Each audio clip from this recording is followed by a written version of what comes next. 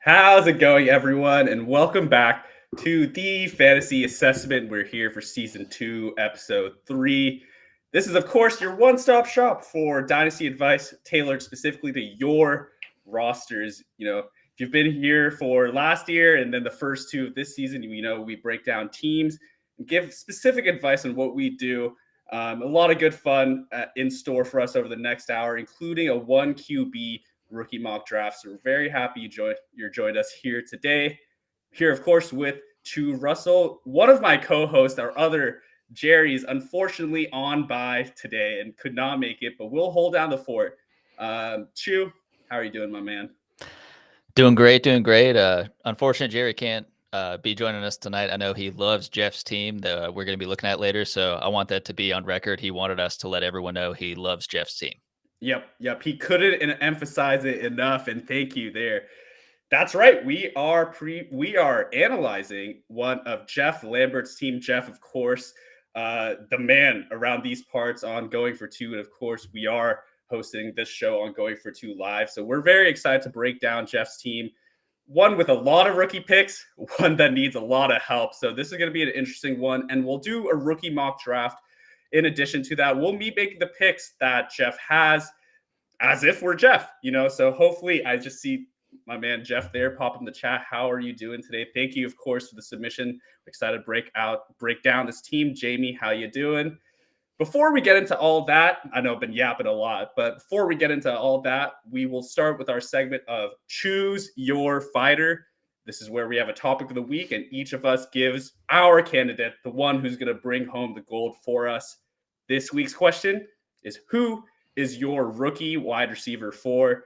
There is a consensus top three, pretty consensus at this date, April 4th, 2024. Who is your wide receiver for, Chu? So this one's actually been pretty steady for me. I think since I really refined my rookie rankings at the first point, I think he's been my wide receiver for the entire time, if not maybe 5. But Troy Franklin out of Oregon, I know his biggest knock is he's the tall, slight receiver, and I don't think he's a one-trick pony, but I understand, looking at his build and kind of, watching some of his film, I think you can kind of get lulled into being scared off of that prototype, being concerned with injury, being concerned of not being able to beat press coverage, working on the outside where he can thrive. But I feel like what we've seen a lot in the NFL as of recently is, whether it's a shorter guy like a Tank Dell being able to thrive and seeing other guys where, teams can get a bit more creative and try to beat press coverage, whether that be with motion or just different sorts of things like that. So I think Troy Franklin is a tremendous talent. I think he can be my comps that I had were a DJ Chark and a George Pickens. I know George Pickens is, of course, known for his not creating separation, but making, those circus catches. So I think DJ Chark is the most accurate and most apt comparison. And well, his career has been a bit derailed by injuries and that sort of thing. I think Troy Franklin can be a very good receiver in what is already a tremendous wide receiver class. Yeah, no, I really like that shout. The weight does scare me a little bit, but you see it all there with the skills that Troy Franklin has to play the position of wide receiver. He's got it. Mine, as some people are chiming in the chat, is Brian Thomas Jr. Pretty chalk consensus wide receiver for, so a little boring for me there, but I tend to go for the size speed freaks, and BTJ is a big boy who ran a 4.34. So there's a lot to like about that. The production profile isn't as good as Troy Franklin's. He didn't really do too much his freshman and sophomore years at LSU. Then, 1,100-yard season playing alongside Malik Neighbors. Very impressive. A lot of touchdowns. It's not the most stellar one, but I see the raw talents as well. He's been primarily used as a vertical threat, but I see a lot of reps where he actually does show that kind of elusiveness in the open field. I do think he has it in him to become more of a possession receiver. It might not happen in year 1 or year 2, but I think he can take over as a team's wide receiver 1. So that's my call. And let me just highlight a few comments here. This one from Jamie is probably the truth. Whoever goes to the Bills in the first round, be considered the wide receiver 4. I'd probably say so. What do you think, Chu? Yeah, I mean, the people that I've seen mocked there, whether it's Thomas Jr., whether it's Adonai Mitchell, I think those are the two that I've seen most commonly. I guess that was before the trade, so I don't know why that would change at all. I think that makes a lot of sense. And as of course, a Panthers fan, I would love to see Curtis Samuel get a tremendous role. And I think with Joe Brady there, and I think what he's going to be trying to do with that offense, I do think Samuel and Shakir are going to have consistent roles. But I think you do need that traditional X vertical threat, and that's going to be probably one of Thomas or Mitchell. Yeah, yeah. That's something that's very interesting about this class, especially when you put it in contrast to the 2023 class. We got a lot of small guys Yeah. coming out last year, not too many you would call as your prototypical X receivers, you said. And this one is filled with those guys. So that's an interesting one. We'll have to wait and see. You could see the Bills guy get pumped up all the way to wide receiver 4. But that's choose your fighter. We'll have to let us know in the comments which fighter you're backing. Looks like BTJ, can't lie, but thank you all. And now we get into the show. Of course, today is going to be a 1 quarterback rookie mock draft. And with that, we are going to be looking at a team submitted by Jeff. This is a 12-team, 1 QB standard a PPR league, a pretty standard PPR league. No funky scoring, tight end premium, or any of that. 11 starters. And let me just pull that. Team up there while we're chatting, and go right here. So yeah, 11 starters. And Chu, why don't you take us through the players on this team and give me your thoughts, and then we'll come back in with a draft capital right after this because there's a lot to go through. So I think, the good thing, this is a 12-team start 11, so I think depth is reasonably necessary, especially when you look at it's 2 running backs, 3 receivers, and then those 4 flex spots, since with it being a 1 quarterback. So the fact that Jeff has here with the main receivers being Pickens, Rice, Higgins, Kirk, Hollywood Brown, Rashid Shaheed, Jamison Williams, and Jerry Jeudy. There's a couple more on there, but those are kind of the primary guys that I'm seeing there. I think that helps with it allows you to just stack up a bunch of receivers, whether it be with what you already have, and also accentuate that with the rookie draft that you're about to have. With the number of picks that you have, of course, even looking into 2025, there's a number of other picks, specifically first and second rounders. But looking at the rest of this team, definitely some room for improvement. But again, that's why you have so many rookie picks over these next 2 years. Brock Purdy, Gardner Minshew, and you've got Stidham at quarterback. And honestly, all 3 of those guys very well could be starters on their team. At a minimum, of course, Purdy is. And I wouldn't be shocked to see Minshew and Stidham get that chance. Running backs, the main ones being Zamir White, Jeff Wilson, and at the moment, Deuce Vaughn. I'd be shocked to think the Cowboys don't draft a running back that will usurp anyone else that's currently on that roster. And then tight ends, the main one being David Njoku.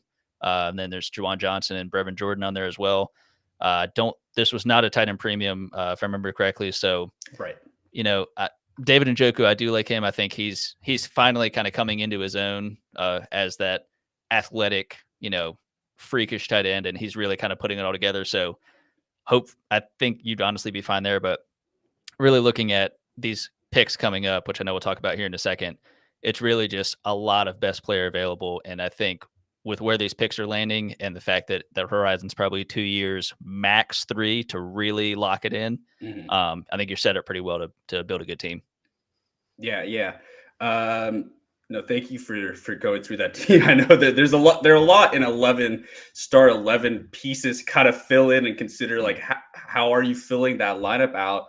But you touched on it there. This is a team chock full of draft capital, perfect for an episode like this. But in 2024, we have the 108, the 201, 202, 207, 212, 302, 307, and 308. We also do have 3 extra 25 firsts, so 4 firsts in total in 2025, 3 2025 seconds in total, and a couple extra thirds. So it's set up, to really attack these drafts, but also make moves here and there if needed. Just before we get into that a little further, Jeff, as he was breaking down his team for us, he was telling us that he tried to collect young wide receivers, but had some mixed results. Just going back to the team, Pickens, Rice recently in the news, Higgins, Hollywood, for Jerry Judy, for one reason or another, it didn't really pan out. What their 80th percentile 80th percentile outcome could have been. There's still promise for a lot of them, but you're probably hoping that one of them turned into like the alpha that you can build a team around. Jeff then did finish 11th in the 2023 season, but unfortunately did not have his own draft pick, which would have been the 102. Traded it away 2 years ago, trying to go all in. So through the rookie draft, that might be the draft pick certainly might be the salvation for this team. How do you think a team like this should approach the rookie draft with all this capital? So with the first pick being the 108, and of course this being a one quarterback, which I know as we were talking about before starting this episode, we're often in the superflex league, so kind of recalibrating for what a rookie draft looks like and how far the quarterbacks get pushed down in a rookie draft like this. I think the biggest thing, well, again, Brock Purdy is. I'm a huge Brock Purdy fan. I think especially in this format, that's really all you need, in my opinion, especially if you can stack up tremendous talent and depth at every other position. Um, it couldn't hurt, though, at the 108. I've seen in the one quarterback mocks, you see Caleb Williams at the 107 or the 108, possibly. I think if you can get him there, I think it's worthwhile. I don't think that this year, things could break right, and I'm not sure in terms of what the playoff situation looks like of how many teams make it in there, 6 or 4, what have you. But get just as much talent as you can now, and I don't think there's a tremendous concern about how does this fit. I think that it's Right. just at this point, and again, I don't even care if it ends up being you draft 4 receivers with your first 4 picks.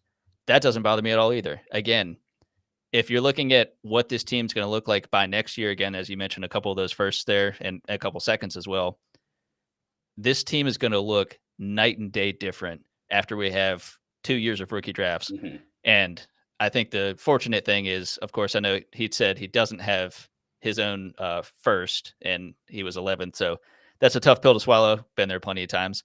But now you're in the driver's seat. You've got all those rookie picks. You have your own first next year.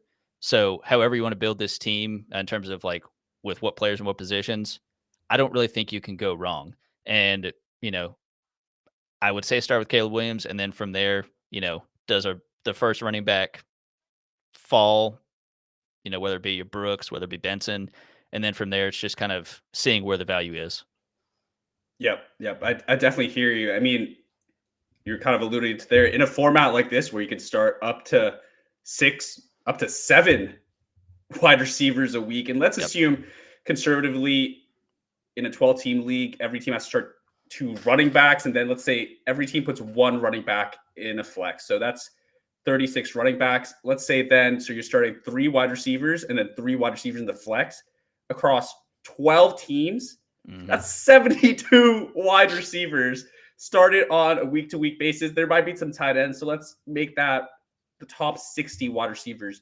Your wide receiver 5s have value in a league like this. And when we get to this rookie class, one that's not only supposed to be great at the top for wide receivers, but very deep as well. This is one where you could almost sit back and just hammer, those receivers or whoever is the best player available. I like your point too about thinking about Caleb Williams at the 108, thinking about Jonathan Brooks or whoever the RB1 is at the 201, for example. Maybe goes a little higher in a 1 QB. We'll see in our draft. But if you can get a Blake Corum on the Chargers, whoever's the best player available, just add that talent to your team. Playing devil's advocate though, what do you think about consolidating some pieces? I know it's a deep format, but what would you think about sending 2 of the existing receivers or a receiver and a pick to tier up at that position. Yeah, I mean, certainly if I were to do something like that, I think it would be picking a player, and I think in terms of what value there is on the team, it would almost have to be one of these wide receivers in a pick. And I mean, certainly if you could, you know, kind of take the pulse and see is someone tremendously bullish on T. Higgins, whether it be they believe he's going to be traded, that his value is going to go up from there. He gets to be the alpha that we've always wanted him to be. Do we think he just rides out the tag this year and then he gets his chance to go elsewhere? Because I doubt they'll tag him 2 years in a row. Um, I mean, that's the main one I'm seeing. Again, every league is different in terms of you have people that whether it be actual fans of a certain team or whether it just be blind fandom of a player in fantasy for whatever reason that they have for that. So, I mean, checking the pulse on each of these guys. I mean, some of these other guys that like I'm a big Shaheed fan, and the Mhm. fact that he's getting a chance to kind of slide in and be that second wide receiver, I think he's earned it. He's a tremendous player. Um, but I don't think you're going to get tremendous value for that. But yeah, back to actionable things. I mean, pairing Higgins in a second, if you can get back up into the first as well, because Mhm. you're hoping to get Caleb Williams at the 108, possibly. If you're able to get the 109, or if you're able to slide it and get the 107 with that, I mean, whatever you can do, I don't think you're going to be able to. Oh, yeah, but see, I'm trying to move Rice or Hollywood because they're both. Yeah, sorry, not to cut you off on your point there, but Jeff was just chiming in the chat.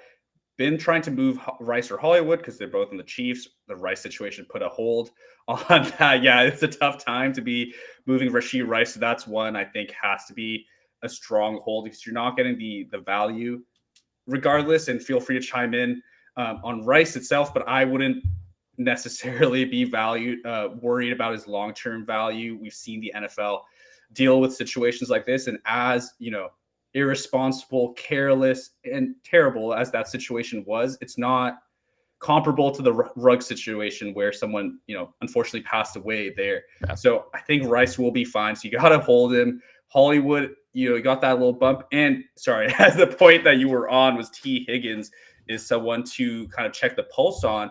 Jeff actually did just bring in T. Higgins and Christian Kirk this offseason, got the two in a package deal for the 107 and the 112. What do you think about that deal? I think that's fair. I mean, I think especially I think because that was before, either before he got tagged for T. Higgins or at It was least before, yeah. It was yeah, before free agency started. Yeah. yeah.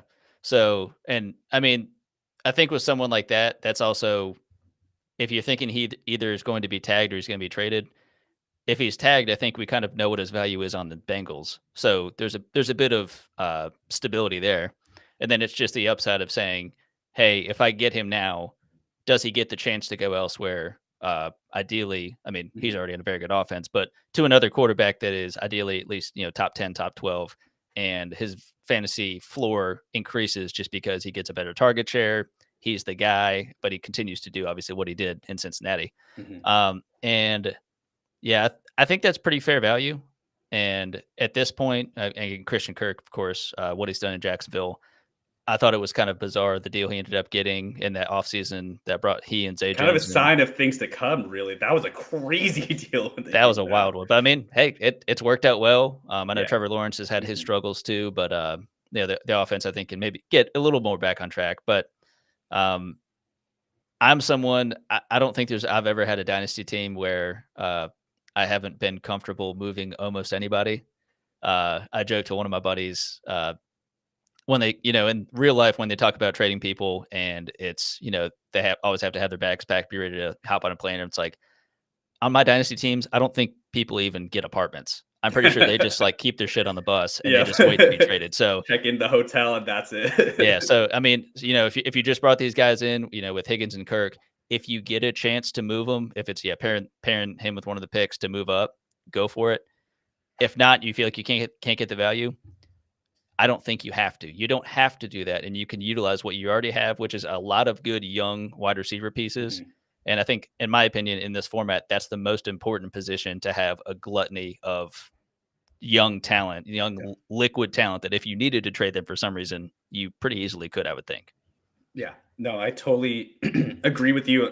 Agree with you there. And I'm just gonna flash this team back up just one more time, because you made a point there that I thought was very interesting. It was about the, on a dynasty team, anyone really is up for sale. I think in a team like this, if I really wanted to make the most pessimistic case, I think Rashee Rice might be the only player I'm comfortable, putting locking into my lineup in 2025, because there are a lot of, I think, pieces here that they're, you know, T. Higgins is a good example. He could go to another situation that gives him that floor. He could be a reliable producer. But what if he goes to, a bottom, below average quarterback, or a team with, and then a team with competition? It might not be Chase, but you don't have Joe Burrow throwing you the ball.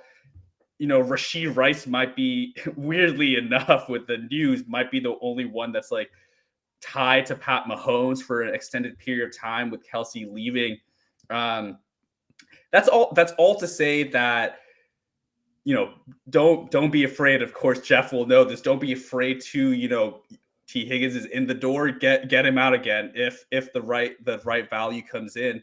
I think last point I do want to make about this team before we get into the mock draft is I see a lot of players on this team that could see a value bump in the middle of the 2024 fantasy season. I see a lot of players who potentially could have their best fantasy seasons to date. And talking about a George Pickens who now doesn't have Deontay, has a quarterback who likes sling the ball, up to his big man. T. Higgins coming back, after an injury hit campaign for himself and for Joe Burrow. He could, be back to that high end wide receiver too. Christian Kirk, I think, is going to be a sneaky redraft value. Of course, Calvin Ridley didn't resign there. Gabe Davis is not really going to cut into where Christian Kirk does his work. Nice little rhyme there, if I do say so myself. Hollywood Brown on the Chiefs, so on. That's to say that the best time to sell some of these players might be in the middle of the season when they're going off and getting you those fantasy points. That's when other managers might want to add them to your team. So a lot of moves to do, but as we kind of said at the top of the show, this team is going to center on the draft. So without further ado, let's switch on over to Sleeper, where we got a draft board. I think this should be fine. If it's a little too small, let us know in the chat. But pretty much the way we're going to handle this is Chu and I are going to be going back and forth in this one QB PPR mock, no tight end premium. Essentially, this settings that Jeff is playing. So assume we have 11 starters. When we get to a pick that Jeff actually has, 108, 201, 202, so on, I'll remind you, Chu, when that happens. We're going to be making a pick as if we are running this team of Jeff. So hopefully that made sense. If not, it's a rookie mock draft. So let's dive right in. Chu, you have the 101. So who are you picking here? Give me a little spiel on why. Well, I know at this point everyone's done so many mocks, and I don't know what I can say other than Marvin Harrison Jr. And I'm not going to get cute with it. He's the number one. I know there's probably a bit of exhaustion at this point. People having to pick him first so many times is certainly in a one quarterback. It's a no brainer for me that it's Marvin Harrison, and I mean I honestly don't really care where he lands. I would say whether it's Arizona, whether it's the Giants, what have you. It's Marvin Harrison. Yeah, I think in a one quarterback league, that's going to be pretty chalk. And I have been seeing. I'm going to put this player on the board and then talk about him. Malik Neighbors. There are some people out there who do say Malik Neighbors is their wide receiver one, which if you believe that, I don't disagree. I'm not going to disagree with you because he is also a phenomenal prospect. Malik Neighbors is electric, and arguably with his yards after catch ability, he might provide a little more explosiveness for fantasy success. I just think that you're losing value if you take Malik Neighbors over Marvin Harrison Jr. in a rookie draft, because kind of the artificial dynasty value is that Marv is the generational prospect. If you do think Neighbors is your wide receiver one, try and trade back a spot, even if you're getting a little second in. You know, you're losing value. Is the point that I want to make if you're taking someone else ahead of Marv. All that being said, you're up on the clock again at the 103. So this one's pretty easy for me, and honestly, he was actually my wide receiver too for a good bit of the offseason, Rome Odunze. He's someone who interesting thing about the trio of receivers that we've picked thus far, I feel like, Marvin Harrison, of course, I think he's the de facto one for many people. But, you know, look at different wide receiver classes, and if you pluck Malik Neighbors to go in that, or if you put Odunze in that, I think it's maybe overwhelming to think, wow, like this is the second and third wide receiver. It's like, but that doesn't mean they're not good. That doesn't mean that Odunze isn't a tremendous outside receiver. It doesn't mean that Neighbors can work a bit all over the field, but more underneath, the speed, the quickness, and everything, the sharpness, the hands. Like these guys have such elite traits, and I think once we actually get them on teams, situation will do a lot to determine what their fantasy value is going to be. But they all have tremendous traits that I think are going to give them immediately very high dynasty rankings, even in the rookie seasons. Yeah, no, I don't think you can go wrong with any of the three on the board. Just to take a beat and bring it back to this team, if you had to make an offer with Jeff's team to get up into the top three, what would you craft to send out to like the 103 owner, for example? If I'm being honest, I don't know if I would, because I feel like what it would require, again, like with the only real value player wise being the receivers, I feel like I'm pairing a receiver and a pick to get Odunze, and that's not any shade at Odunze, but there's enough of the player I'd have to send is going to be one of these younger guys on the team. It'd have to be a Pickens or whoever, and it's like I know where they are. I'm comfortable with where they are, and I really don't necessarily want to have to do that. I feel like if it's moving up into the first, it's probably trying to do like, the 106, 107, something that won't cost me quite as much. So all that draft capital and all the younger receivers I have, I don't have to give up too much and kind of deplete that and just kind of re-roll and hope for the best. So I honestly don't even know if I would do it. Yeah, I hear you there. I mean, you have to pair one, someone who's probably the wide receiver one or wide receiver two on the team already to get Odunze. So I understand that there. Moving on to the fourth pick, I think this is where it's only my second pick, but this is the first time I've had to make a real decision for me. And I'm going to go with the wide receiver 4 we spoke about earlier. That's Brian Thomas Jr. I'm not going to speak too much about a player I may have picked otherwise. I'll leave that to you if so. But why I chose BTJ here is because I do think he has the upside to be a top 12 fantasy producing receiver, like we spoke about, with his size, with his speed. I do think he has some sneaky. I think he has some sneaky yak ability. For a 6'3" guy, he's a little shifty in the open field. He's a little bit raw, a little more refinement yet to go. But I think this could be a premier receiver in the game in 2 to 3 years. So I'm going to go with Brian Thomas at the 104. I know we've got a lot of blue up there. Let's go ahead and put a tight end up there. So I'm going Brock Bowers. I understand this is not a tight end premium league, but I think when you get one of those guys who we don't know until he gets into the league, I know there's oftentimes adjustment periods for tight ends, but I feel like with what Brock Bowers offers, how he's, a locked in first round pick, it's just where he's going to land.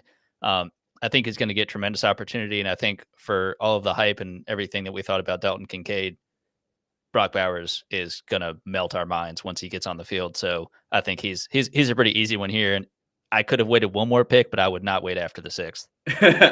I don't think he would not have made it to you at the 7. That's for sure. I think Brock, phenomenal player. I just watched a highlight reel of him yesterday because I kind of have to remind myself that this guy is a blue chip prospect. He hasn't tested at all this offseason, and really the only thing to come out for him from the offseason is that picture where he's standing next to Gronk and looks tiny as hell. And listening to NFL mock draft coverage, I've heard a lot of mock drafters say they struggle to see where exactly to place Brock Bowers. Sometimes he falls down the boards, even, to the Colts at 15, or, he's not going to the Chargers at 5 in mock drafts anymore, like he was maybe a couple months ago. But otherwise, I agree with you said. This is a guy who's going to be an anchor for your dynasty team, even in a non-tight end premium format. I'm back up on the clock here at the 106, and I think I'm going to stick to the wide receiver. Well, I'm going to take Xavier Worthy here. I've been juggling between a few for my wide receiver 5, but I think Worthy is just about edged for me. And it's not because of the combine, because we already knew he was fast. My worry was always the size. Is he going to really, is he going to be able to be a consistent fantasy producer? And in the floor scenario, he might not have a floor. He might be, a glorified Gabe Davis in a sense, where he could, get you a 30 bomb and then goose egg for 3 weeks in a row. But I really do like what I've seen from Worthy, and as I've dug into him a little bit more, the short area game, he actually is quite a threat. It was weird to me to see that Adonai Mitchell had a way higher ADOT than Worthy. Just not really what you would associate it the other way with Worthy there. But that's all to say. Another great prospect in a deep class, projected to go in the first round. Mocked a lot to either the Chiefs or the Bills. Could be an explosive landing spot. So I feel pretty good with this pick here. Love that. I mean, I feel like once the combine finished and everything, the number of receivers that had sub 4.40s, I'm like, we are so spoiled to see this level of like speed, athleticism, everything so deep down the charts for all these number of wide receivers. It's not a couple of guys, and it's not just the speed. They have tremendous talents and traits outside of just that, but it's incredible. Yeah. And just before you get into your next pick, I do want to bring up this comment from Jeff. 4 flex spots kind of make it a tight end premium in an indirect way, because your wide receiver 5s are not people you really really want to be starting. So that definitely makes sense. So an even better pick by yourself there, Chu. Anyway, back to you at the 107. So I'm not just doing this to throw a wrench into the plan that I tried to explain, but I'm going Caleb Williams. That's 107 is probably the soonest I'd want to take him anyway, I guess, unless there was a real need, maybe a 106, but 107 for Caleb Williams.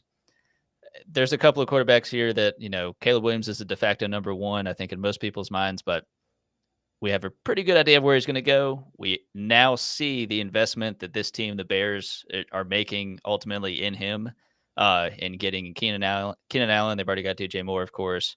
Tyler Scott's no slouch. Cole Kmet, again, I know he gets probably a little bit of grief, but he's a solid tight end, and of course, getting DeAndre Swift and everything. So overall, I think you're seeing them build around the quarterback that isn't even there yet. Justin Fields is furious about that as he's left town, but Caleb Williams is going to be coming into a pretty decent situation, certainly better than Justin Fields had. And I'm not going to compare the two players necessarily, but I think Caleb Williams is going to step in day one and at a minimum be in a good situation to grow and produce. And I think at the end of the day, that's all you can ask for a quarterback in fantasy. Yeah, no, has a quarterback picked at the 101 ever gone into a better situation? And no, I'm not just saying that because, my friend, you are a Panthers fan. But seriously, what do you mean? No, Bryce Young with no one around him and no one to protect him was going to do well. But yeah, as Jeff is saying here, Bears from a skilled position and defense standpoint might be the best situation number 1 quarterback has ever had. I completely agree with that. And especially now, even more so when Keenan Allen has now been added to that roster. There's still talk of Rome Odunze or whoever falls to the 9, a receiver being picked there. I'm not sure if that happens, but it is shaping up to be a fantastic offense. Now, Jeff, is on the clock. We are on the clock for Jeff at the 108, and you did happen to throw a wrench into our carefully laid out fantasy assessment trademark plans.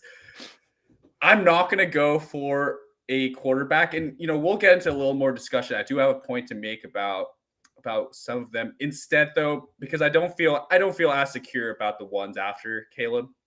Instead, I'm going to go back to the wide receiver and I'm going to take your guy, Troy Franklin, off the board here.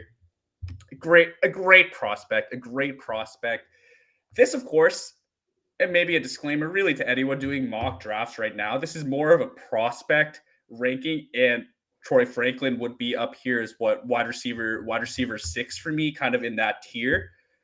We don't know obviously where he's going to go, and you know kind of the way draft media has been right now, Troy Franklin isn't a first round candidate at all. You don't really see his name mentioned, whereas others get a few hits there, here and there.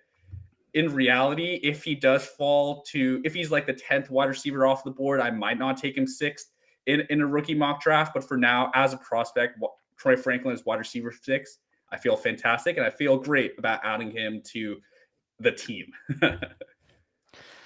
Right on. Well, I'm glad to see Troy Franklin go off the board. Unfortunately, he can't go to my fake team. I'm glad he went to your fake team, so that's good to No, hear. no, this is a real team. That's right. That's Jeff's real team in this Yep. fake. Yeah, there you go.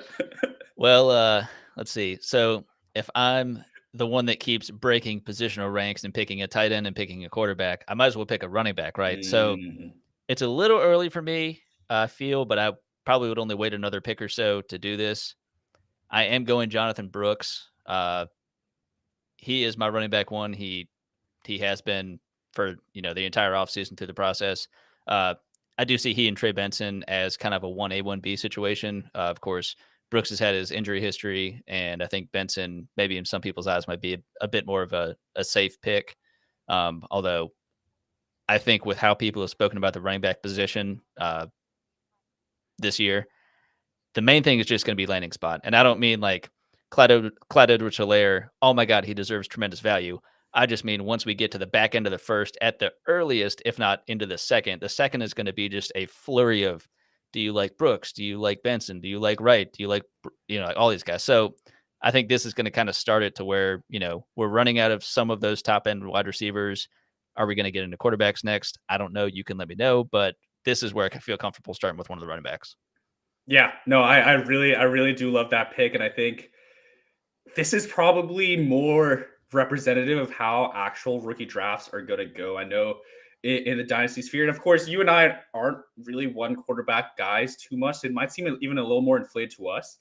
I would not be shocked if a running back goes as high as 109 in a super flex league, and that's just because when that spot does come in, let's say he goes, mid second to the Cowboys, run heavy, an offense that historically, had great fantasy running backs, does emphasize that side of the ball, high powered offense. And Rico Dowdle is the RB1 on that depth chart right now. That spot might be too tempting for a team at the 109, a team that just missed getting into the finals of your league, presumably might need to add that firepower. Jonathan Brooks as the individual is an interesting case because of the injury. It might be more of a redshirt season for him, but as a placeholder for RB1, I do like this, and I honestly think it could end up being a great value. What all said and done, Jeff here saying landing spot probably be more important than draft capital for RBs. Cowboys may not take the first RB of the board, but whoever lands there will gain value. I definitely could see this. You could see something funky like a la Charbonnet to the Seahawks, some random team that you wouldn't expect takes the first running back off the board with like the 45th pick. If someone goes to the Cowboys, the Bengals perhaps as a running back needs a running back. They don't really have a secure one. I do like a little Zach Moss, but that's all to say. This could be a prime spot for a running back. Getting back to it at the 110, very interesting. But I am going to go with A.D. Mitchell back to the wide receiver. Well, he's in the same tier for me of Worthy might be isolated as a 5 for me, but Worthy, Franklin, Mitchell, I think they're all very similar. It's going to depend on landing spot to a certain extent. He is a very interesting one for someone like myself who's not really that experienced with film analysis and always been more of a numbers guy. That's my bread and butter. This is the worst prospect for an analytical profile in the entire class. I'm not just you've probably if you're listening to this, you've probably heard about it already. But he has like bottom, bottom first or the bottom percentile of yards per route run, targets per route run in this class. I think 10 games with 3 or less targets is not what you want to see from someone you're projecting to be on your fantasy team. But then when you listen to the film guys and you turn on the tape, this kid has it. He's so shifty and loose and fluid for a big guy, and then running similar to Brian Thomas, I think a 4.34, 4.33. He's got the physical traits. I foresee huge upside for AD Mitchell, maybe a little more boom bust of a prospect than the ones have been picked already. Yeah, he's definitely. I feel like that we've gotten this far in the process, him going to the combine, running as well as he did, and him again, even in this draft. I think it's a fair pick. I think that makes sense with how far he's not fallen. I think he's probably been pretty stable, and a lot of other people have moved around him maybe. But yeah, it's unfortunate with like when it's seeing the film and seeing. I don't know that he has like just the tenacity and everything. I feel like on a play and play basis, but I've heard the CD Lamb light comparisons. I hope that doesn't cast too big of a shadow around him because that's a lot to live up to. But I mean, I definitely get it with the build and how he plays. I can understand that. Yeah. Jeff just saying his TD to catch ratio is insane and not sustainable. Yeah, TDs are not sticky, guys. TDs are not sticky. Anyway, you're back up on the clock at the 111 here. This is at this point, this has been the most difficult pick for me, and I think since again, this is not one of Jeff's picks, so we're not picking for a real team at this point. I could go 3 different directions if I wanted to, but I think I'm going to go back to the quarterback. Well, I'm going to go Jaden Daniels. I don't think that we even in a 1 quarterback league that we get out of the first and not have 2 quarterbacks selected here, maybe 3, but I kind of doubt it. So we'll go Jaden Daniels. Is he going to go second? Is he going to go third? I don't know, but he's going to be one of the top 3 quarterbacks and top 3 players likely taken.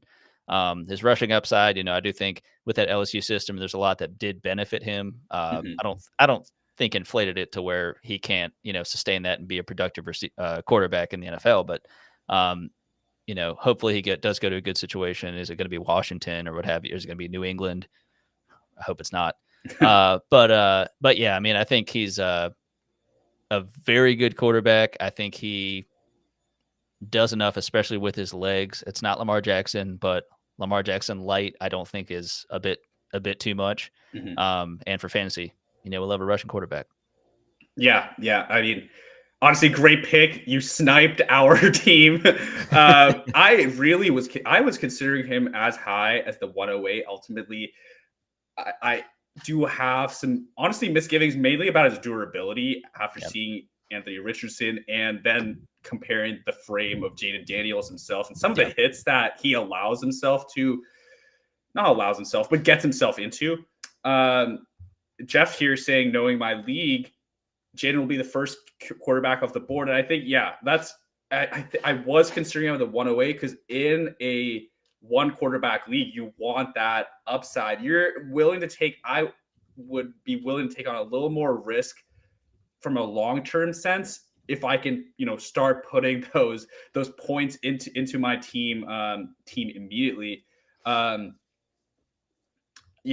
like this pick. I was hoping he'd made it to the 201, but as Jeff's saying there, Jaden will be the first quarterback off the board. So 107 might have to be the spot a quarterback is targeted with this team if a quarterback is what we want to add. Moving on to the 112, and tough one here, but I think it's time for RB2, and I'm going to go Trey Benson. Again, hard to say without landing spots, but as a prospect, I think Trey Benson is up there. He's a top 2 RB in the class for me. And if we hear news that Jonathan Brooks' injury is taking a little bit longer to recover from, I might have to have Benson a little bit higher. And maybe that's short term thinking of me in Dynasty, but running back rookie contract, we can't just afford to waste a year with how quickly it changes that position. Trey Benson in his own right too is a pretty strong prospect. He actually has I think he has the skill set to be a 3 down kind of guy. But he did show, he has some looseness in open field. He has receiving numbers. I wouldn't say he's the best pass catcher, but he has that kind of capability. So I like him here at the 112. And now we are back on the clock. Jeff is back on the clock for back-to-back picks, actually. No collusion, though. At the 201, what are you doing here with Jeff's team, Chew? All right, Jeff. I know I kind of screwed you over with picking Caleb Williams at the 107, but I don't think it's too much of a reach, and I don't think it's any impediment on what it will do to help build your team. Going Drake May here. I know there's the talk about if we assume it's Caleb Williams at 1, is it Daniels or is it May as the second quarterback? And I mean, there's been a wide range, I feel like, of opinions with how people have talked about May and talked about Daniels. But the truth is, I mean, May's going to be a top 3 pick in this draft. And I know we talk about Williams in terms of what he's going to get, what his situation likely is going to be once he gets there in Chicago. There's a lot less certainty when it comes to, are you going to go enjoy a lovely Cliff Kingsbury offense in Washington? Are you going to go to New England with a new coach, a different coach after a couple decades of the Belichick era? So I'm actually more okay if May does end up going to New England.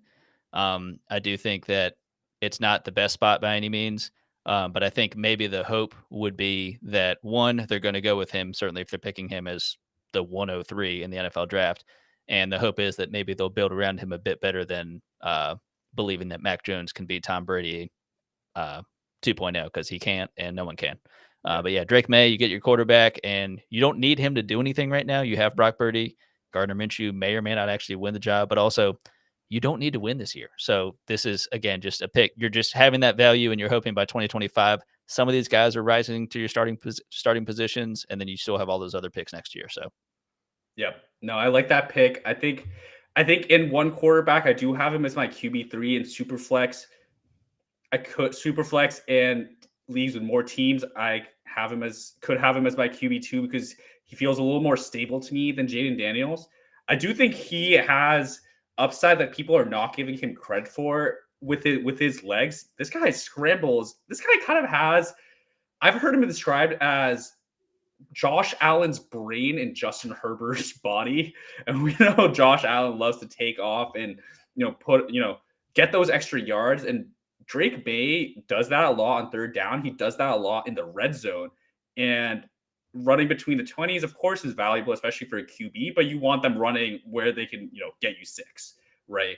But I like that pick here. I do want to. I hope Brian is still in here because I love this comment from him. Welcome, Brian. I hope you are enjoying this episode of the Fantasy Ass. That's we are here. Love you, Brian. Anyway, Jeff is back on the clock again at the 202. I don't know about you, but I love when I have 2 picks in a row because it broadens your strategy, right? And this could end up really being a trade away spot if the value doesn't fall your way. It could be where you get 2 different positions and you don't need to compromise. So especially here at the 13th to 14th pick of the board, I think very valuable spots. And I'm going to go back to the wide receiver. Well, I know there's a player on here Jeff has a lot higher than the rest of us. And well, I'm sure we'll talk about him in a second, but I'm going to go with the young lad McConkey. Actually a little bit of an older prospect, but I love the young lad. I really like this player. He's got a lot of buzz. He's been bumped up quite a lot in the dynasty space. And would he make it here to what is that, wide receiver 8? Maybe not. But in this mock he does, and Jeff is adding what is going to be, I think, a very reliable producer with extra upside because he's not just some people might characterize him as a slot. I think he has the ability to play on the outside, but at the very least, I think he's going to have a safe floor. And, if he's getting you wide receiver 30 production, doesn't sound sexy, but when you're starting 60 wide receivers, a league is starting 60 wide receivers, that's a pretty good option to have. So Lad McConkey is my pick at the 202. Yeah, you point out a big thing too with McConkey. I feel like, yeah, when they kind of put him into he's the slot receiver. I mean, I think whether it be out like as a true outsider, it's more as the move guy. I think that he seems like someone who, if he does go to the right offense, who knows how to use him and get him off press coverage and just kind of let him get the ball in his hands and just let him kind of like work in that phone booth and be able to kind of break out. I think he's going to be a very productive, not gadget guy. I think we've gotten far enough away to where I feel like the gadget guys where it's like he's short and fast, all he can do is be a Tavon Austin or something like that. It's like Yeah. I feel like we've gotten to the point in the NFL where it's like there's fewer of those guys, and it's more of you can actually get offensive coordinators and coaches that know how to use a guy and get him to produce for their actual NFL team and also for our fantasy team as well. Yeah. Yeah, definitely. Definitely. No, I really like this guy. Even with, there are some questions about the production, but I think in a similar way to Adonai, not exactly the same because McConkey was injured a lot for his college career. Adonai did play the full year last year at Texas, but the numbers weren't necessarily there. But when you turn on the tape and look at them, these guys really show you what they could be at the next level. Anyway, you are up here at the 203. All right. Well, maybe it's just because I missed out and I didn't get to pick Benson. Huge fan of him. So I'm going with my running back 3, and that's Lloyd. So I really like this guy. He's someone who, uh, especially with running backs for me, whenever I'm doing rankings for the last couple of years, I have guys that I like a lot, and I feel like I'm kind of putting them on this pedestal, and I like to just kind of like let the offseason play out, have the combine, kind of see how everybody measures out, and really just kind of you know take the whole picture. I had him ranked, I mean, fourth or fifth, but I feel very comfortable with him as the RB3. I feel like he can do everything. I feel like he has a very good, I mean, he looks like the muscle hamster of back in the day. I mean, he's a strong build. He can do a bit of everything. I know one thing that I think is a bit of an impediment for him is his vision. Not that it's terrible. I think it's just inconsistent. I think at certain times it seems exactly what he needs to do, and at other times it just seems whether it's an impatience or something, I don't know. So I feel better about that than him just consistently not knowing where to run and what to do. So if that's kind of something that he can sharpen, I think he can be a leader of a committee, not maybe a bell cow guy, but again, there's not many bell cow guys in the NFL nowadays. So Yeah. No, I like that pick there. I will admit I haven't spent, the due time on running backs yet. This would be a crazy week after the NFL week or so after the NFL draft. I'm kind of just waiting on these landing spots and draft capital. But I do Marshawn Lloyd. It gives you that kind of size speed combination as well that we've been kind of mentioning for wide receivers, but at running back, it's arguably, not arguably, it is more important. So I like that pick there. I'm going to go for the one I was alluding to a little bit earlier, Jeff's guy himself, Keon Coleman, very polarizing prospect, the wide receiver out of Florida State. Kind of like some of the last few guys I've picked, not, stellar production profile. He actually did, as a sophomore, outproduce Jaden Reed at Michigan State. And we've seen what Jaden Reed could do now at the NFL level. What I really like about the Keon Coleman pick here is if you're looking at the wide receivers that are still to come off the board, maybe there is a name or two, but Keon Coleman has all the upside in the world. This is one of the most freakish prospects that really you will see. I'm sure if you've even typed Keon Coleman into YouTube, you've probably seen that one-handed catch over in the middle of the field where he has no right, plucks it out of the middle, out of the sky. I mean, if everything goes right, and that's a big if, Keon Coleman could end up being the most productive fantasy receiver in this draft class, one that includes Marvin Harrison. Is that hyperbole? Maybe, but it gets the clicks right. No, but in all seriousness, Keon Coleman, there's a lot to love. There's a lot to be wary about, but at the 204 in a 1 QB league, I feel pretty good with this gamble here. So that's my pick. You're up on the clock with the 205.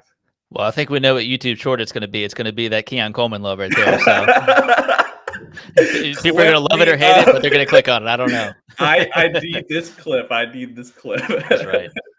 Oh man, this is an interesting point.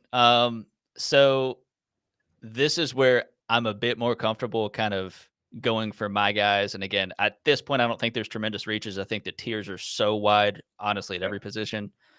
Maybe other than quarterback, but again, it's only one quarterback league. So I'm gonna go Ricky Pearsall here. It's my guy. My buddy Tyler has been pounding the Ricky Pearsall drum, which sounds inappropriate, for a good while now. When I was watching some tape on Daniels back when he was at Arizona State, it was watching Daniels, and I kept keying in on Pearsall when he was there. It was just who's that guy, Mhm. and completely forgetting that Pearsall was there before, and going back and eventually getting to his tape and watching him, everything that he does, I feel like when we talk about a lot of the guys that get pigeonholed as just the slot receivers or the tall slot, the big slot, as I feel like has happened in the last couple of years, he's not just that. He can work a bit of everywhere. He can work as a runner out of the backfield.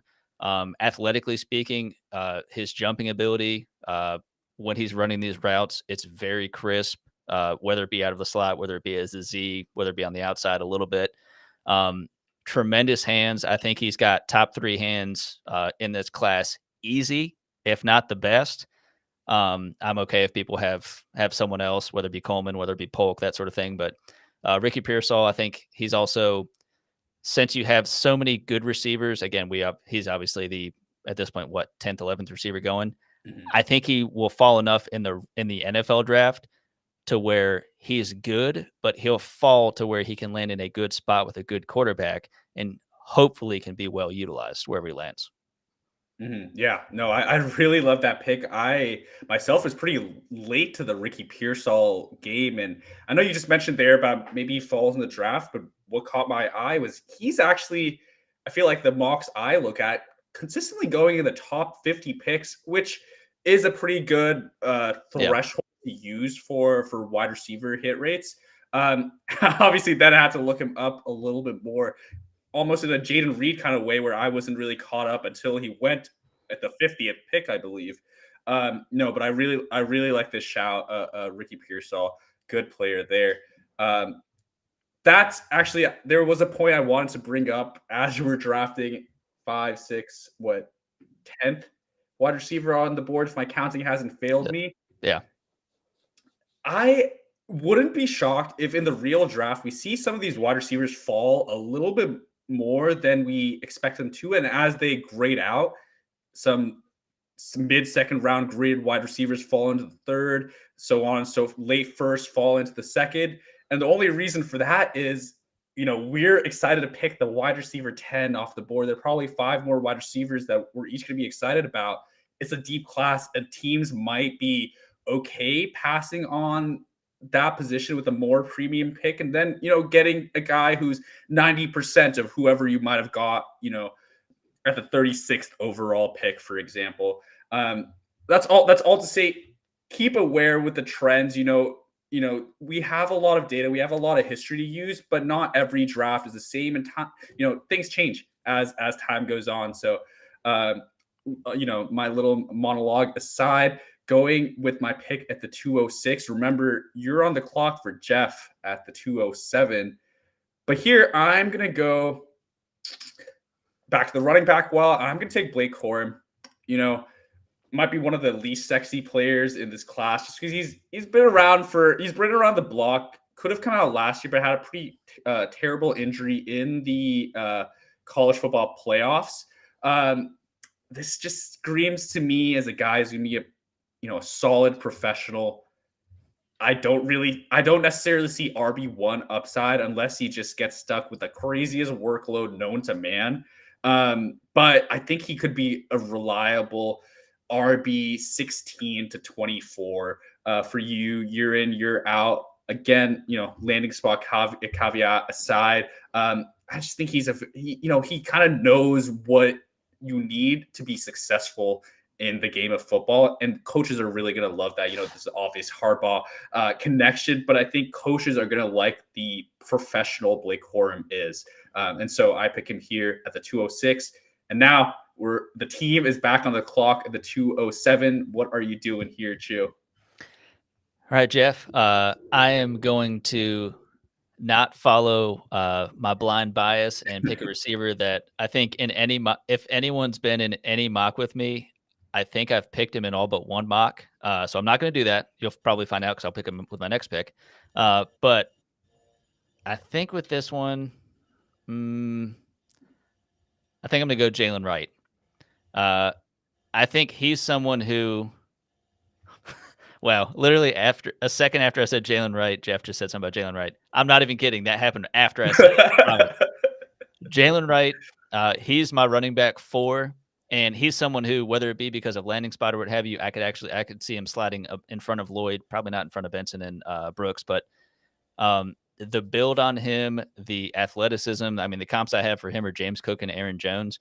He's someone who I feel like he can do a bit of everything, but he is a little bit raw. But I feel like if he's landing in the right spot, and again, if we're looking at Jeff's team, a lot of it is best player available. I know we were hoping to get a quarterback. We got a quarterback with the 201 with Drake May. Mm-hmm. It was getting a good player there at the 108. So I think at this point, you have a quarterback. You don't really need a tight end, so we're not worried about that at this point. It's really just getting best player available, someone who can ideally have a good ceiling. And with, I think, the best running back being Zamir White, I don't think it's a bad idea to get him here. So yeah, we got Jalen Wright, and I am excited that Jeff is apparently in lockstep with me on that one. Yeah, no, that was perfect timing there. I mean, no, I think Jalen Wright's a very exciting player. Not to go back to again, but size, speed matters so much at the running back position. This is one of the fastest backs in the class, so I like that pick there. Jeff likes that pick there, and we hope that does happen. We're just gonna go through the end of the second round. Jeff, of course, has the 212. So thank you all for being here with us for an hour. If there are any questions about rookies or fantasy dynasty, feel free to drop them in the chat, and we will get to them. Moving on, though, to the 208. And I only have a few picks left, so a lot of guys I want to talk about. But I'm going to go with Xavier Legette here. He is in a big tier, but I kind of do want to go. I want to go back to that same point I made about Coleman, just with the ceiling. Legette is another high ceiling player just because size, speed. This is a physical freak. I have quite a trend of getting these guys with terrible analytical production profiles, but yeah, What could go wrong? What could go wrong with the 5th-year breakout that did not do shit until even year 4, and that was like 20 receptions in year 4. Obviously, had a phenomenal season. Just this past year in 2023. There's a lot, raw with the age raw prospect. I understand, as I read into his history. He played a little bit of quarterback actually senior year of high school. He was a wide receiver before that, so it's not like he came in as only a quarterback. He did get into a car accident, I believe, as a junior. There was a lot of coaching changes out of South Carolina. A lot of NFL talent has also gone from that wide receiver room to the NFL in the last few years. So there are reasons. Generally, we don't want to ignore historical data, but I do also then like what I see, on the tape from Legette. And going back to the main point of it, very high ceiling pick here. And I want to swing for the fences with a later second. So that's my pick there. You're back up on the 209.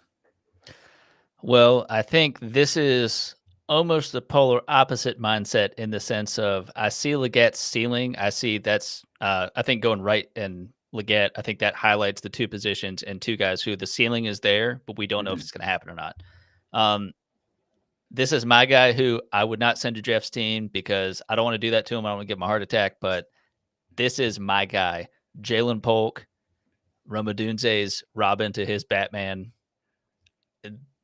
I feel like when I watched his film, I was blown away, but not in a way where I thought he is elite at really anything other than possibly his hands. Possibly. Again, I know I talked about Pearsall, so I think those two guys are really up there as 1 and 2 for hands in this class, but he's not the most explosive off the line. He's okay in zone coverage in terms of kind of navigating that and kind of being the quarterback's best friend and kind of finding the gaps and everything. But I feel like when I see what he does, especially across the field, he's able to work on the sideline with those comeback routes as well. His ball tracking, his body control, his hands. Again, like I said, he's versatile. I mean, he was used a little bit as a guy coming out of the backfield, end arounds and that sort of thing, where he had a surprising amount of speed, and I think his 40 was like a 4.52 or something, which is not a death knell for wide receivers necessarily. Um, but he just kind of does everything really, really well. And I know that's not the sexy pick. And again, it's the literal antithesis of the last two picks we just made. But I think he's going to be a very, very strong second wide receiver. And I think that he can really help. Again, even if he doesn't get the elite top 5 quarterback, he can really help elevate a quarterback who is maybe more middling. And I think he can be a steady PPR producer. Yeah, no, I really do like Jalen Polk as well, and him and the third Washington receiver won't talk about in case he gets picked. You know what a phenomenal room to all come into the class and arguably be top 15 receivers. In a draft class, top 50 NFL picks perhaps. But going back to Polk himself, really like the player. We'll have to see. We'll have to see where all of these guys end up for sure. But he can do a lot to help his quarterback, as you mentioned. Back on the clock at the 2:10, and So much tough. talent. That's a tough one, man. There's one guy I need to talk about, but I'm gonna hope he falls to the 212, and if not, you can pick him, and it'll all be great. But for now, I'm gonna go with the Roman Wilson. Um, just another one of these great wide receivers in this class. He is a senior. Production again, not really there, but if you've kind of looked into JJ McCarthy, you'll kind of know this offense didn't really pass the ball a lot. And as people talk about with JJ McCarthy, who was an ace on third down, Roman Wilson was often the guy he looked to on those money downs in the red zone. Then showed out at the senior, I think just in the first practice or two of the Senior Bowl. And it was like, sayonara, I've done my piece. I think this is a player who has like the fundamentals right. Like Blake Corum is going to be a good professional, a winner at the level that he's played. And I think going back to this league with all the wide receivers, you probably want a guy that you can start in a flash and not feel like you're outmatched by the average team. So Roman Wilson is my pick there. Feel free to share your thoughts or go right into the 211. Wilson is one where I think as I was looking at receivers, he was one who I had kind of looked at later in the process. So I kind of got lulled into being pulled into Pearsall and all these other guys. So he's definitely, I mean, like you're saying, a consummate professional. I think if you're going to be on a championship team, it doesn't. I know it doesn't by default make you the best at your position, but I think when you see what he contributed, I think he has a tremendously high football IQ. When you see how he navigates the field and how he best helps his quarterback, I know he's not necessarily the biggest guy, but I think he plays bigger than he is, and I think him being able to really use that awareness and that quickness to beat zone coverages for I think that can apply to a number of teams Yeah. where he goes in the NFL. So very curious to see where he goes. Yeah, Um, just to make one last point, and this again maybe clip worthy, so get them loaded up, Jeff. But I kind of see a bit of Amon-Ra St. Brown in his game and in his ceiling. That's a lofty ceiling, of course, but kind of what he does, how he moves out of the slot with a little more power than you expect of someone that size. Tenacious. I see a bit of the sun god in Roman Wilson's game. Anyway, over to you. all right. 211. clip that. And if you enjoyed that clip, then this might be another one. So this is my final my guy as a wide receiver. I think you notice a trend. I like wide receivers that have very good strong hands. No, I don't have like a hand fixation or fetish. It's just it makes sense that wide receivers should have good hands. This one, Malik Washington. I'm a Virginia Tech alumni. I'm not blind to say that am not allowed to pick a Cavalier here. So Malik Washington, I have him comp to Wandale Robinson, and he's got some Steve Smith in him. And since his playing days, this is the only guy I have comped, and I'm not saying I've been, really doing this thing since Steve Smith has been playing football, but he's the only guy that I feel comfortable even attributing enough of like Steve Smith's like the size is one thing, but the grit and how he plays like we were talking about Roman Wilson playing bigger than he is. Malik Washington plays so much bigger than he is. He could dominate the target share to the nth degree on that UVA team and do it well. And it's not necessarily with him being a short burner. He can create separation with that short area quickness. I mean, he's got tremendous hands again, whether he's working over the middle of the field or what have you. But he just plays so big, and I feel like he's another one where we've picked so many receivers at this point. I know it's just going to be us getting the blinders on and like, well, some of these guys have to fall to the third and the fourth round. Like Right. they have to because there's other positions on the field. But he's someone where I hope he still ends up being in the second. He might end up being in the third for the NFL draft. And that may kind of dictate what involvement he has on whatever team he goes to. But I kind of have him not as a comp, but in terms of involvement. Josh Downs, I was a big fan of him going into the NFL. And, I think a lot of people thought it was not death knell necessarily, but him going where Alec Pierce is already there as a depth guy. You already have Michael Pittman.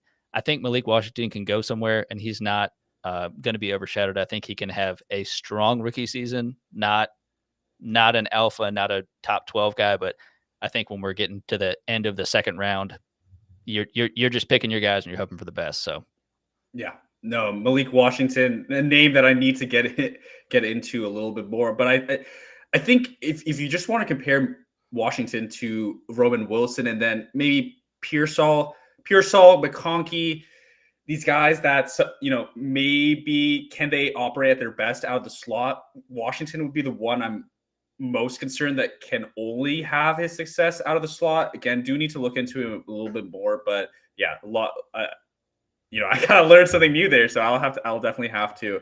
But with the last pick in this mock draft, and the last pick that we're going to be making for Jeff's team right no here, pressure.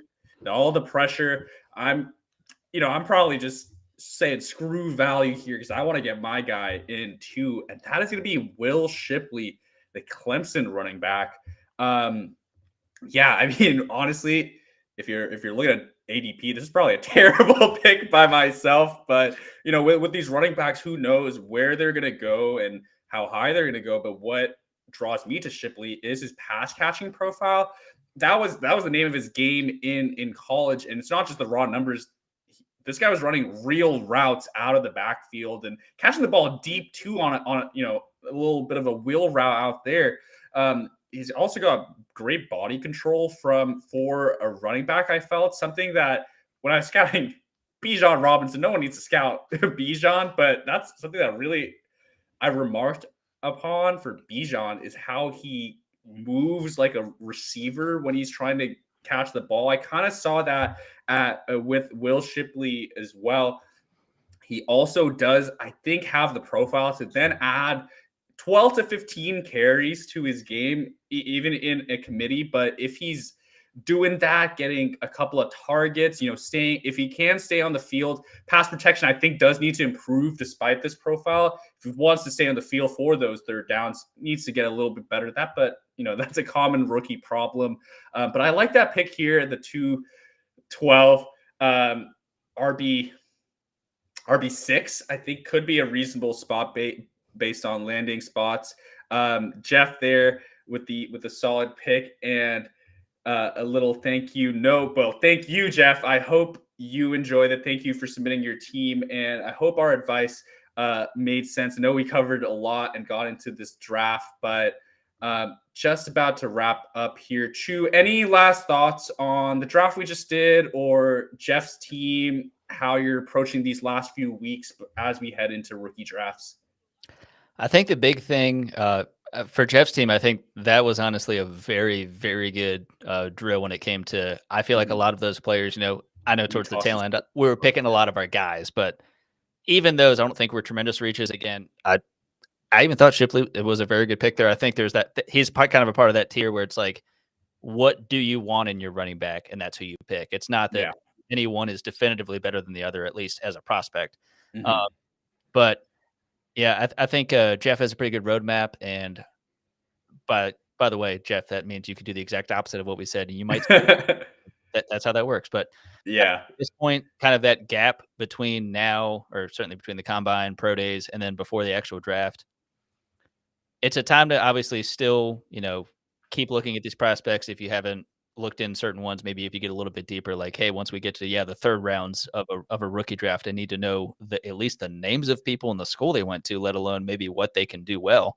Mhm. But I think it's a time to really just kind of like, all right, don't get stir crazy, don't get too hypercritical, don't get too, the other way. So just kind of take a refresher, look at your dynasty team, certainly if you have multiple, and kind of just kind of uh, understand where you're sitting at. And, oftentimes I do best player available for dynasty teams just because it makes the most sense. But other times it's you have to understand I do need a certain position, and how do I really effectively do that? Do I need to trade or not? So just take inventory of your dynasty teams and look up on any of those rookies that you maybe have not quite had a chance to look at yet, because some may surprise you. Yeah, no, I agree with all of that. And just before I give my kind of what I'm doing in the next couple of weeks, I do want to recap who we picked for Jeff, and that would have been at the 108, Troy Franklin, 201, Drake May, got that quarterback like we talked about, QB3. So just judging where these quarterbacks went, it has to be at the 108 if you want, probably if you want to get couldn't even get the QB1 here. But anyway, bringing back Franklin, May, McConkey, Jalen Wright at the 207, and then Will Shipley. So we go back to where we started, and we kind of say, let's hammer these picks out, add talent to the team. I think this exercise really showed that is achievable, even down to the 212. Yeah, the hit rate is not going to be great, but there are a lot of fantastic prospects here. And then just getting back to what you said, don't get stir crazy. You know, I had a friend who yesterday he asked me, should I send I don't know. It was like Jake Ferguson and the 112 for Jaden Reed and Michael Mayer. And it's like, why do you want to do this? And it's like, no, it's not a bad trade, but why do you want to do this? He's like, nah, I'm just bored. And Just got to make a trade. Yeah. yeah, just got to make it. It's been 3 months, 4 months since the fantasy season ended. We haven't had the NFL draft yet. I know a lot has happened, but you know, especially in a team like this, but in general, that you are only doing yourself a disservice if you're making decisions without having all of the information. You know, we people like to put tiers, but it's hard to say without the landing spot and the draft capital where, that tier break is. Maybe, in a super flex, we know maybe it's at the 108 here, maybe at the 105, but you're never really going to know. And that's what makes, projecting like the 201, 202, and these later picks a little bit more difficult to do without that information. So I know I was talking a little bit about packaging players and tiering up, but as we've kind of gone through this and done this exercise, I'm kind of more on the side where just wait. If the value comes, take it, but don't no need to force it. Time is there with this team because it's probably not competing for a championship anytime this season at least. But that's the show we've had for you. I hope you've all had a great time. To tell the people where they can find you, what you're working on, and yeah. Yeah, so check me out on Twitter and YouTube at Father Dynasty. So I got the Father Dynasty podcast and just other videos adjacent from that. Been taking a bit of a hiatus in the last couple of months, with doing other writing and just kind of taking in the off season. But there's been plenty that's happened, but now we can actually make it a bit more actionable. So picking up the podcast and videos here in the next couple of weeks as we have the draft happening. So come check that out. And yeah, hit me up on Twitter if you ever have any questions or just want to talk Dynasty, talk movies, talk fatherhood. Let me know. Yeah, no, definitely check out Chu's work. Well, follow Chu on Twitter, and then definitely check out his work on Going for Two as well. He just finished up the Odunze profile. I'm not sure if that is that one up yet on the website. Sunday. I think Sunday of the week. Yep. Sunday coming out on the website. Yeah, check out Going for Two. Check out the YouTube channel. A lot of great shows that will be here. I think almost every day of the week up until the draft, and with y'all through the draft. So a lot of good content. Let me just hide this guy again so you can see our beautiful faces in all its glory.